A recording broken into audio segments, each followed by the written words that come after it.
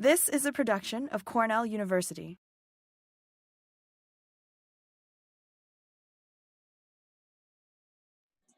Thank you so much, Steve. It is such a privilege and pleasure to be here. And thank you all for making this time in your busy schedules. And first and foremost, I have some questions for you. How many of you like to grow things? How many of you have saved seed before? How many of you have developed brand new varieties of vegetables? Yes. How many of you know the story of David and Goliath? And how many of you woke up this morning, put on clothes, and ate something for breakfast? Myself as well. So good news is we have a lot in common.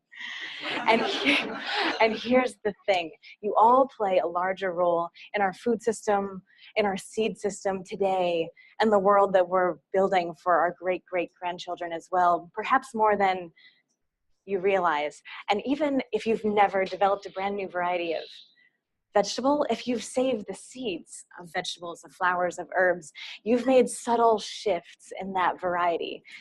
And that's really all that a plant breeder is doing too. No offense, Michael. Maybe there's some more methodology, and there are certainly lots of intention, but now you know. Next time someone asks you if you've developed new varieties that have forever changed the genetics available to people on this planet, if you have saved seeds, confidently raise your hands. And even if you've never sown a seed in your life, every day you eat, and every day you put on clothing.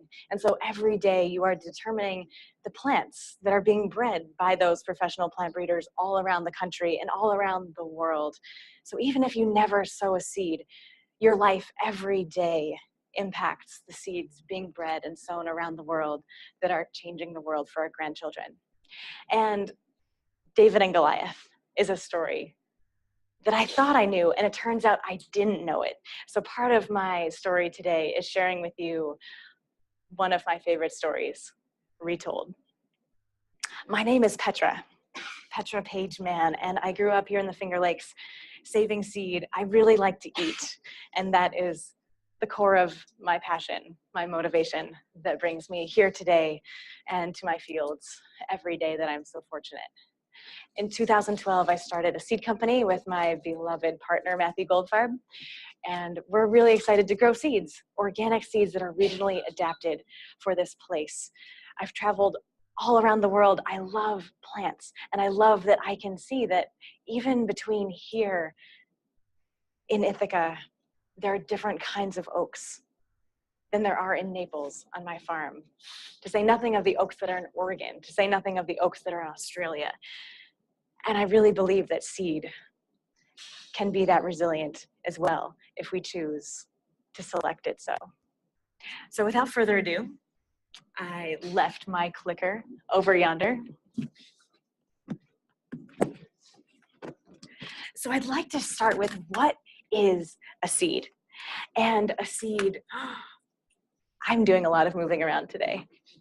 A seed is a living, breathing being, just like you and I.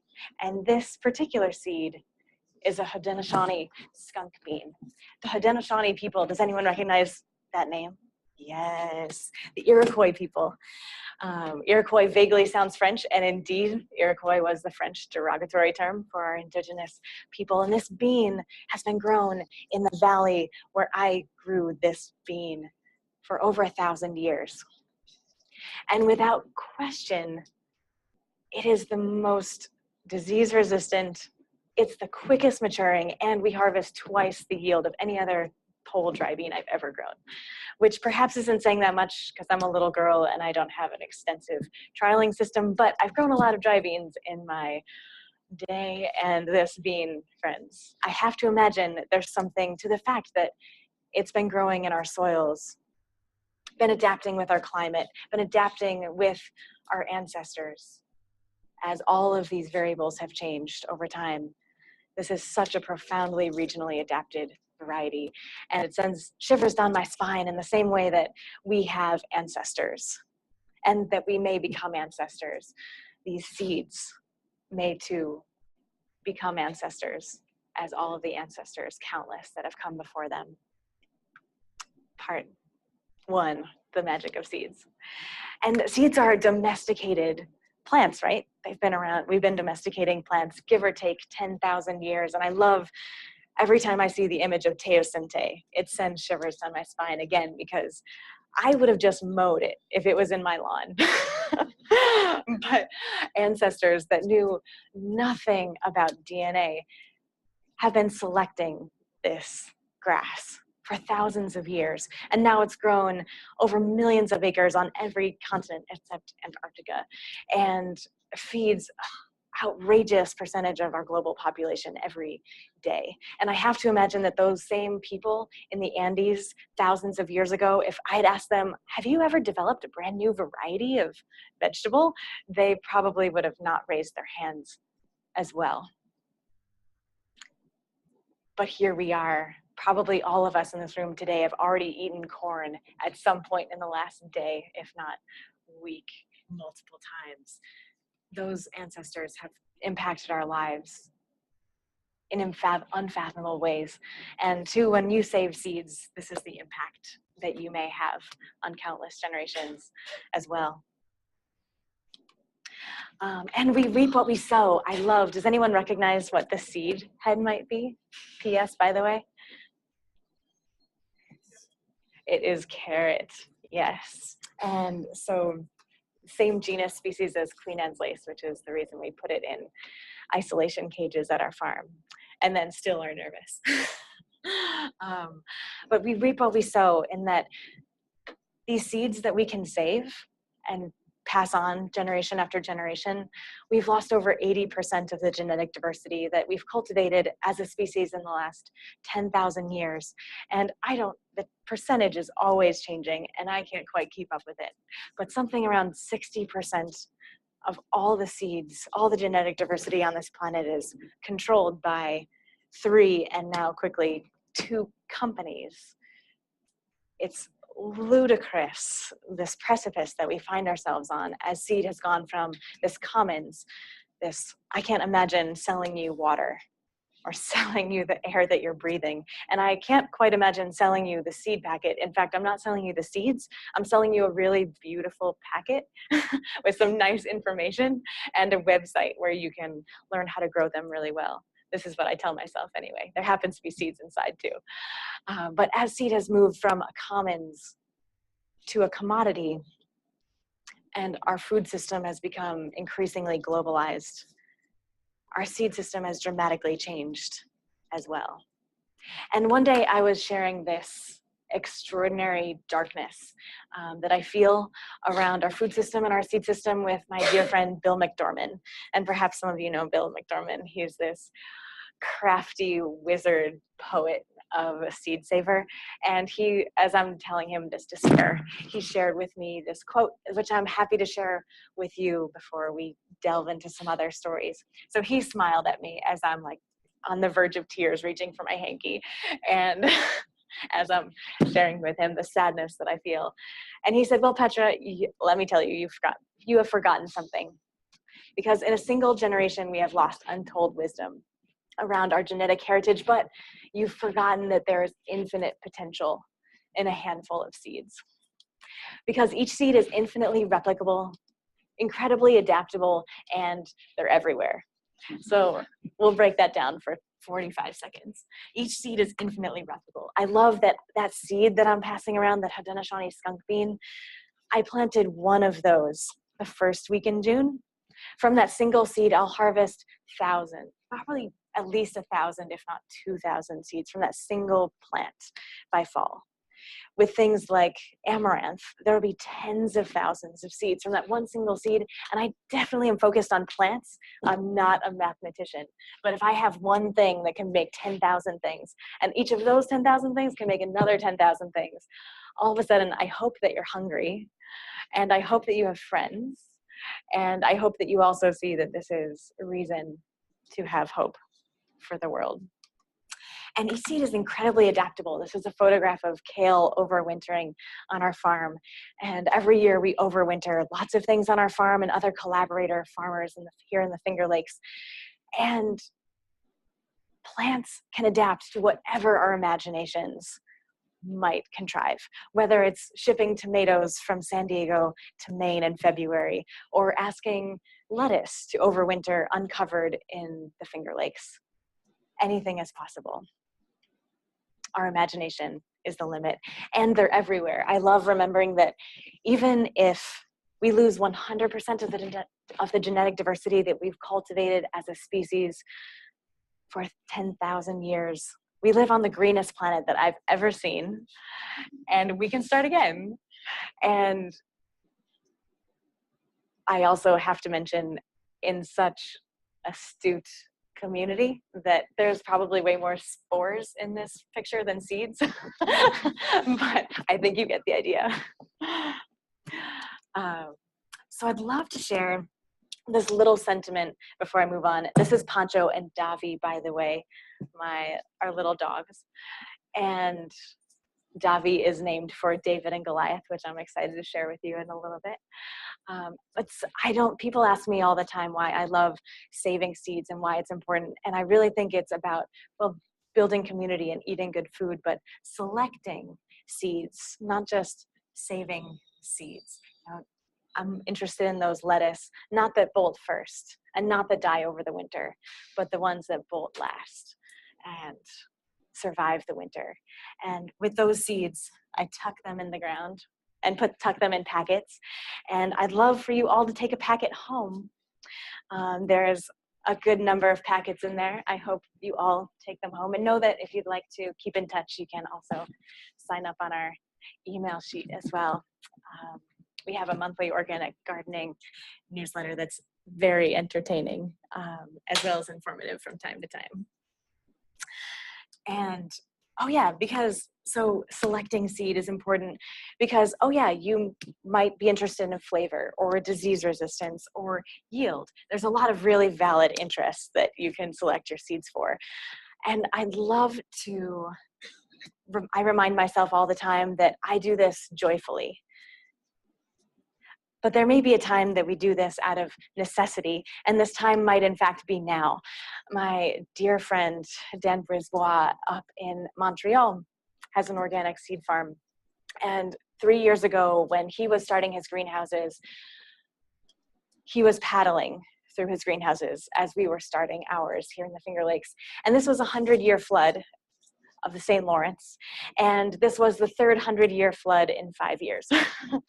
So it's a very humbling reminder for me that I want to do this work joyfully, first and foremost, but that out of necessity, our climates are changing, our markets are shifting as well.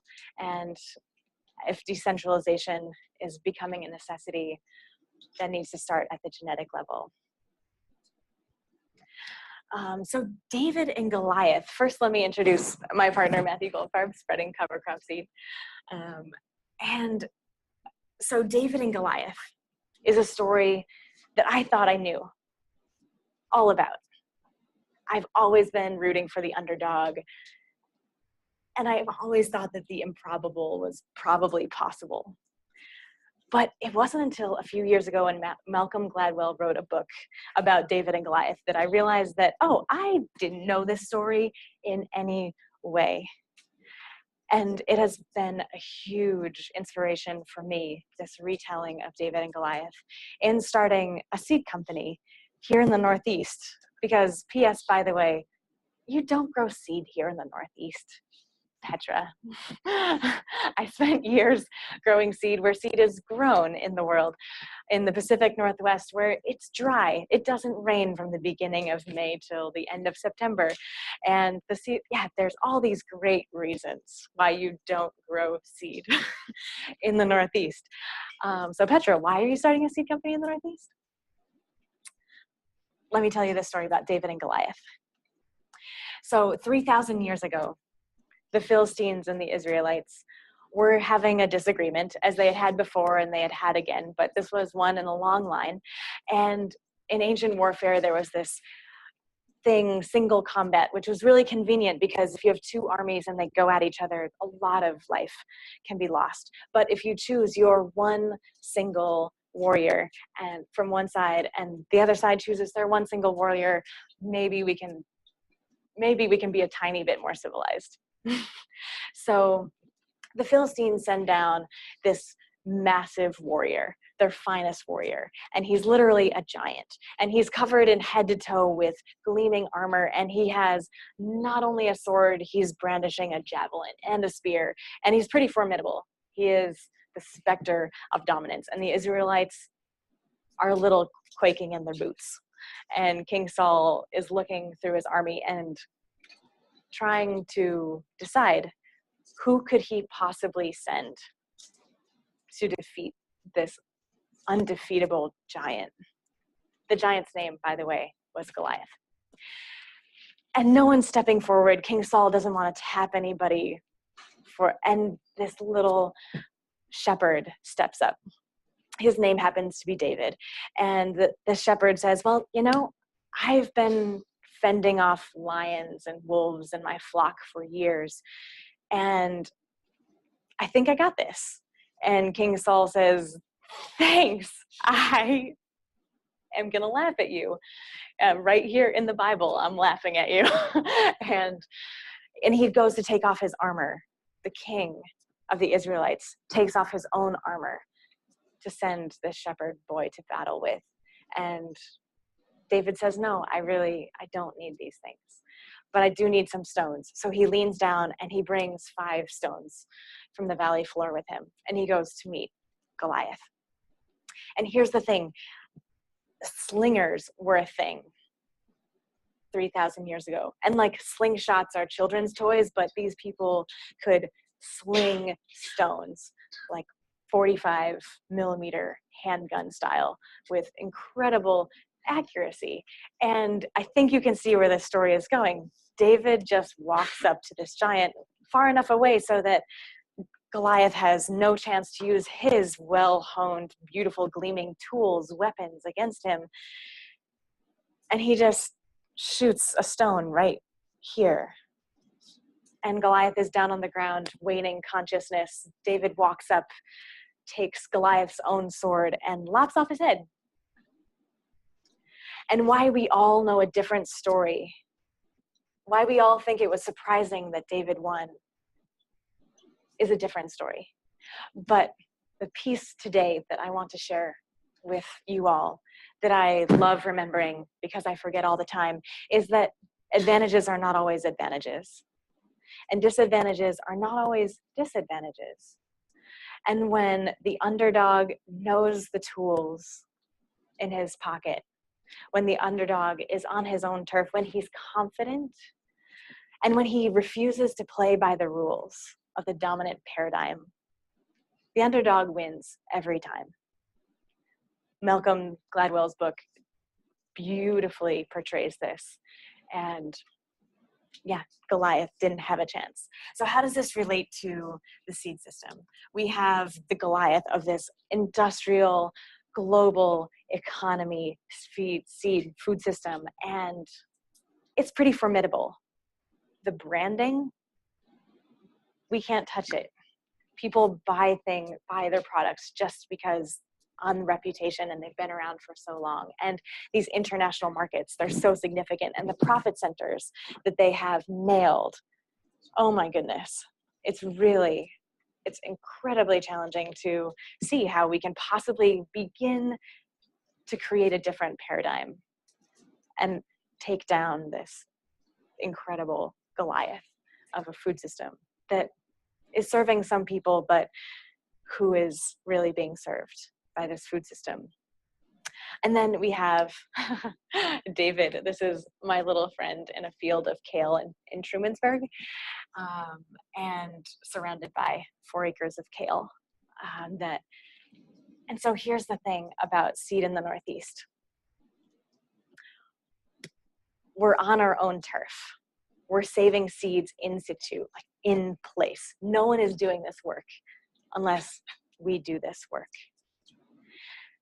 And we don't have to play by the same game. We can make up our own rules. We can make up our own vision of branding, our own vision of all of these tools that have, and we don't have to throw the baby out with the bathwater.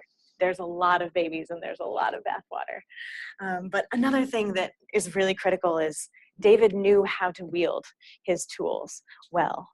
And yes, we might have some significant constraints here in the Northeast for creating quality seed, but we have some great tools, whether it's timing, just when do you plant things, when you harvest things, whether it's using things like root cellars or high tunnels, leveraging other kinds of resources in our communities, and just looking at it not only as what can we do on our farm, but how can we collaborate with other farmers, with our local universities, with, whether it's, food banks. There are so many tools that we have in our toolbox, and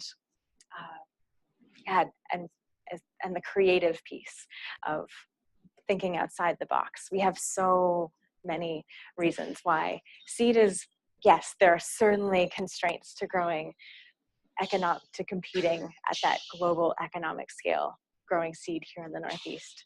But I'm incredibly excited to be constantly learning more every day and finding more people excited to do this work.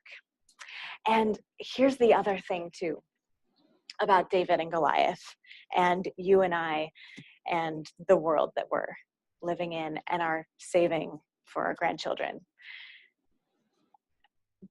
Goliath was chosen by the Philistines. I don't know Goliath personally, but I suspect he was this warrior that had been preened and groomed as this warrior from inside for years and years and years. And he had all of these resources to buffer him from the world around him, where David was in fact not selected by King Saul. King Saul laughed at him. He chose himself. And he stood up and said, I can make a difference, and let me give it a try. And so the thing is, who is the king now that's making this industrialized global food system Goliath? I think I'm part of it. I think we all are, in the ways that we spend money, in the ways we spend our time, even if we don't overtly want to be supporting these systems. We all, in little ways, and in often not little ways, are part of what is perpetuating this paradigm. And so that means we all can be David. And we all are David, should we choose to stand up and do what we love, to wield our tools well, and to have skin in the game. So yes, this is that same field of kale a month later with Dandy. And that is that same little girl's hands going through 450 pounds of kale seed a few days after that. And now I'd like to share some stories of different collaborations here in the Finger Lakes that I'm really excited about, because Seed in the Northeast isn't just seed in the Northeast. It is engaging all of these different stakeholders in the food system and well beyond. And I don't think I have put in a big enough plug yet, so I'm going to cut myself off. You're at one of the most amazing universities on the planet, and you have a public plant breeding program that has changed my life profoundly and has changed this world profoundly in the last 150 years. And I'm so thrilled that you all are a part of this wonderful institution, and never underestimate the Davids that you already are in creating this new world.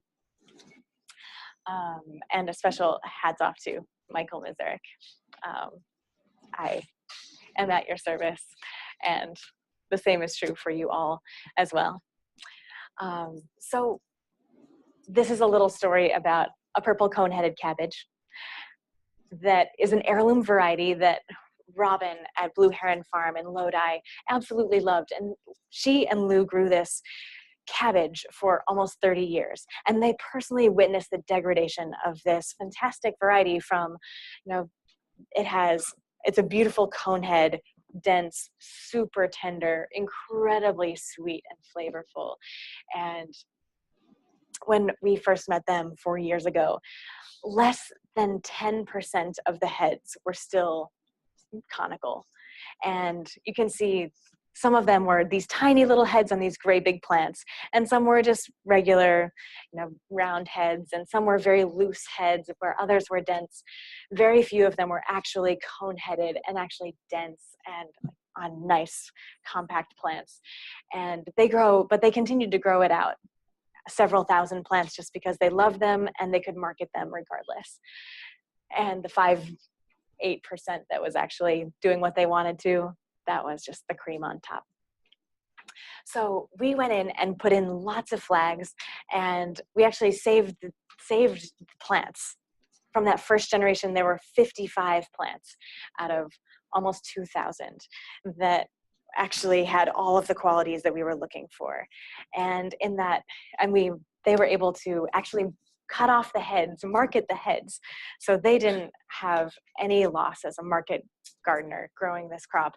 And then we lifted the roots and stems and all, brought them to our root cellar and planted them out the following spring and saved the seed. And lo and behold, that next generation, it was around 65, 70% were good heads.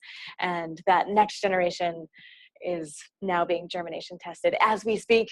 So we'll see what it looks like now. But this is a great example of how, these amazing market growers, yes, I would love to have an R&D department and have more extensive trialing at Fruition Seeds. But in lieu of that, we have so many phenomenal farmers here in the Finger Lakes that have extraordinary observations that they've made over decades and sometimes generations.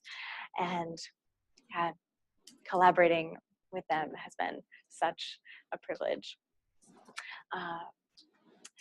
And another marvelous land-grant university, University of Wisconsin-Madison, has the open source seed initiative. And we're really excited to collaborate with Erwin and Claire, and and as well as Nathaniel Thompson at Remembrance Farm. And so selecting something that is a Bolero, the next generation, that is actually a certified organic variety and is going to be an OP. And I'm looking at the time and want to share all these other little stories. And so I don't want to go in too deeply, but we can talk about these things in a few minutes if you would like. But know that there's lots of amazing ways that universities and farmers and lots of other players in the food system game are playing together. And the final piece that I wanted to share is this lovely little Cuza style summer squash that's very delicious, blah, blah, blah. The exciting part that I want to share with you is that we've created dozens and dozens and dozens of pounds of seed that have no place in a seed packet, no place going into the next generation. So generally in new variety development, there's just a lot of byproduct, whether it's delicious food or seed that in fact has enormous nutritive potential as well. And so in the process of creating a brand new open pollinated variety from an F1, we have collaborated with Stony Brook in Geneva, and they are have any of you heard of them or tasted their good things? Oh, I'm so glad. They are so outrageously divine. And so they're toasting these seeds. They are pressing them for oil, and then marvelous and visionary chefs are putting them on their table. So taking this waste stream and turning it into a revenue stream that is not only a revenue stream, but is really genuinely feeding people and nourishing people, has been one of my favorite little nuances of some of our collaborations as well. I also wanted to share this quick little story. We often grow lots of winter squash, and sometimes it's a lot of winter squash. For example, and when I do things, I tend to really do things. for better and for worse, our first year we grew 7,000 pounds of winter squash. And what do you do with 7,000 pounds of winter squash when you just need the certified organic seed inside? So we collaborated with FoodLink up in Rochester, and they drove a tractor trailer down to our farm in Naples and brought all of this various and sundry deliciousness up to their state-of-the-art kitchen in Rochester, and we developed this whole protocol with them. So they saved the seed right on site and gave us back 80 pounds of seed, and they kept the rest of the winter squash. And who did you say that is? FoodLink up in Rochester. They're phenomenal. They serve 10 counties, and they're definitely a model food bank for the country and for the world. And I'm going to, so Peacework is a marvelous pepper.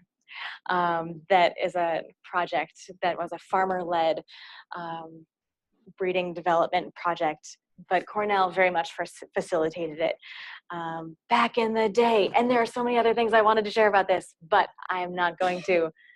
So leave this as an earmark, and perhaps we can pick up this conversation another time, because I'd like to finish with this slide.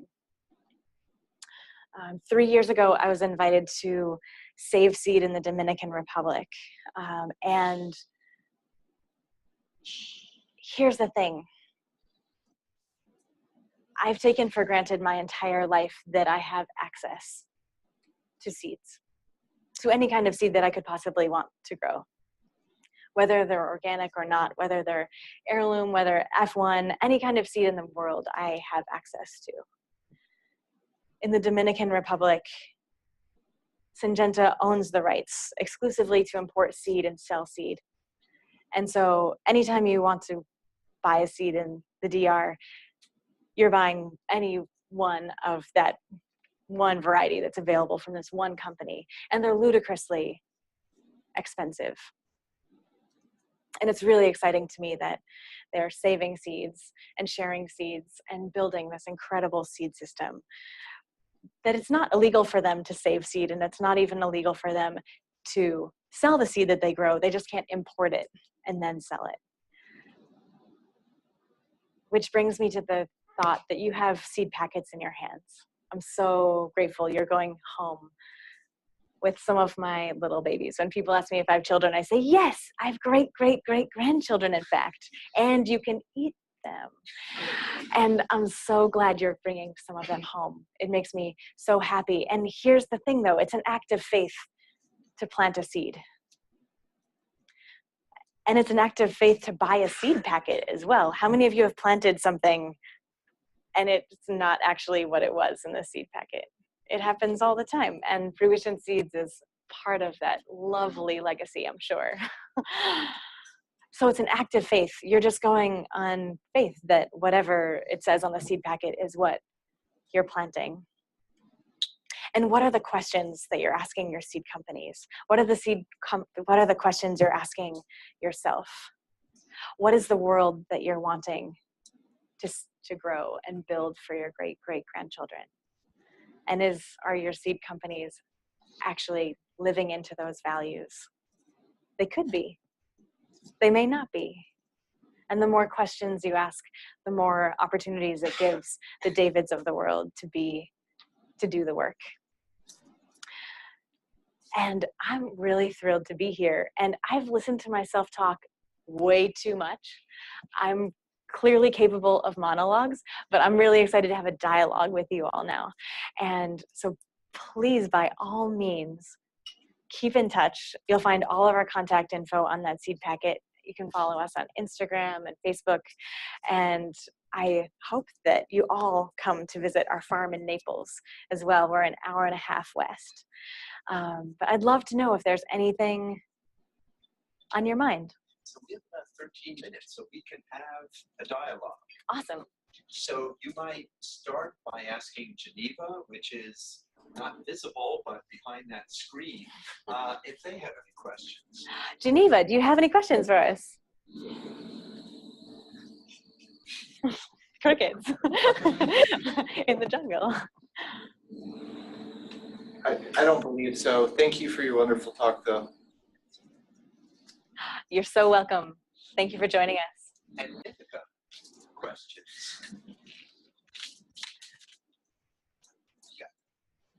Steve. We always hear that, again, as you said, you can't grow seeds in the Northeast, and diseases are an issue. It's so humid. So how do you get around that? How do you produce healthy seeds that don't have diseases on them? Great question. Steve's question was, how do we produce healthy, disease-free seed in the Northeast? And the answer is manyfold. There's certainly the answer of, just don't grow spinach here.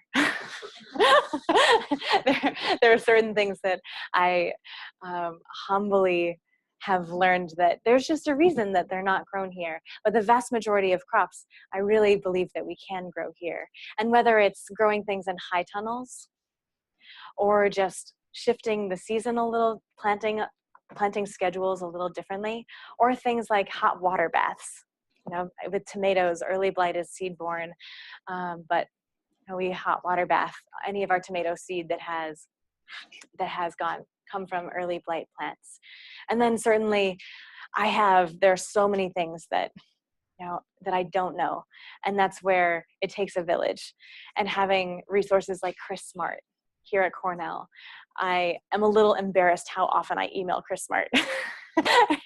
She's amazing, and I don't pretend to have all the answers. And as soon as I suspect that there's something I don't know, I'm like, okay, who do I know that might have some insight? So whether it's Chris Smart here at Cornell or sending photos to John Navazio, lots of people have lots of great insight. But we've been really fortunate at Fruition to not have significant disease issues, which I wonder too is partially a scale thing. If you're growing acres and acres and acres, hundreds of acres of X, and you have limited genetic diversity, especially if you're perhaps creating a hybrid with two very inbred parent lines, like there might be some susceptibility that you may not have in a smaller, more diverse context. But then on the other side of the coin, that smaller, more diverse context opens you up to further disease issues potentially as well.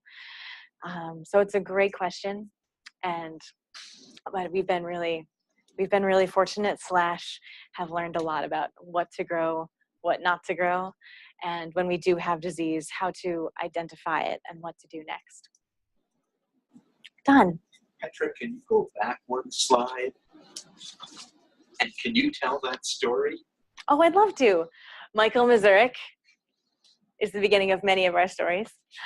And when we started Fruition Seeds and met Michael, he was like, hey, you guys want some watermelon? And we were like, oh, we'd love some watermelon. So he gives us 16 different packets that are all different lines from this initial cross. They were the F3 generation, and it was really fun to grow watermelon. I had never seen the diversity potential in watermelon. Like, I never realized that you can have really sweet watermelon that doesn't taste like watermelon.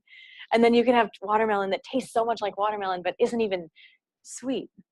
And everywhere in between, and super thick rinds, and some have huge seeds and some have small seeds, and some are more fibrous, and some of course mature earlier than others, and some of them have more. So it was really fun to see all of that diversity in those initial parent lines, and then we've just been playing with them ever since, very just phenotypically saying, wow, I think you're beautiful and delicious, and oh, you're productive and early maturing, and we're going to save your seed. And so we had a number of different lines that we've just been chasing for the last handful of years. And this last year, we've been kind of eyeing these two as our up and coming new varieties, and we decided to call it August Ambrosia. Is a variety we're releasing this next year. It's from that initial cross that Michael made, and it's between 3, 4, and 6, 7 pounds. This small ovular beautiful. It has a skin coloration I've never seen before. It's like lime green with this silver lattice over it.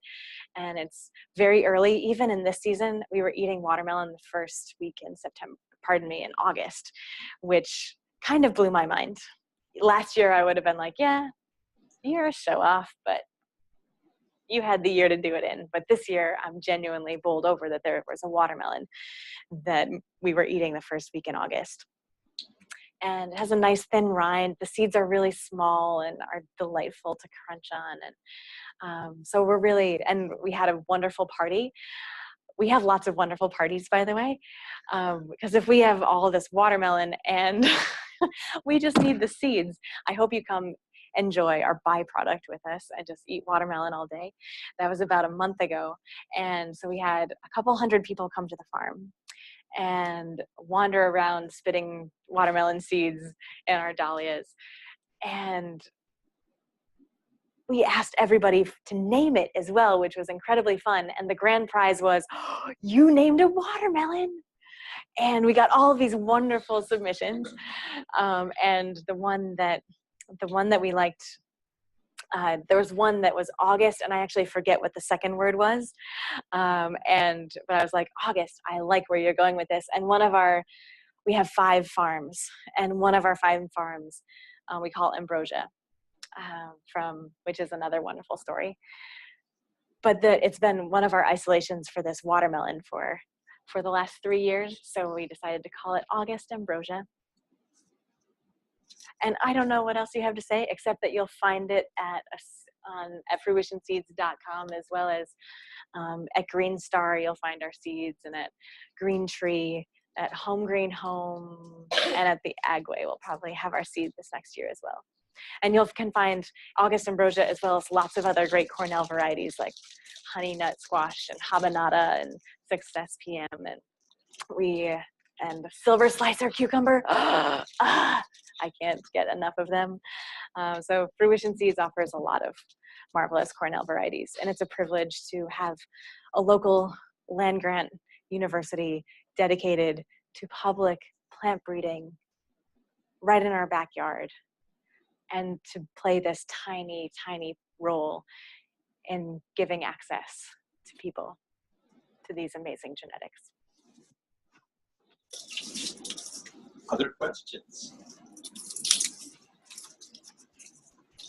Well, if not, Petra, we are so grateful Why, thank you. for sharing your stories about Fruition and being that wonderful David. So thank you. Thank you, Don. This has been a production of Cornell University, on the web at cornell.edu.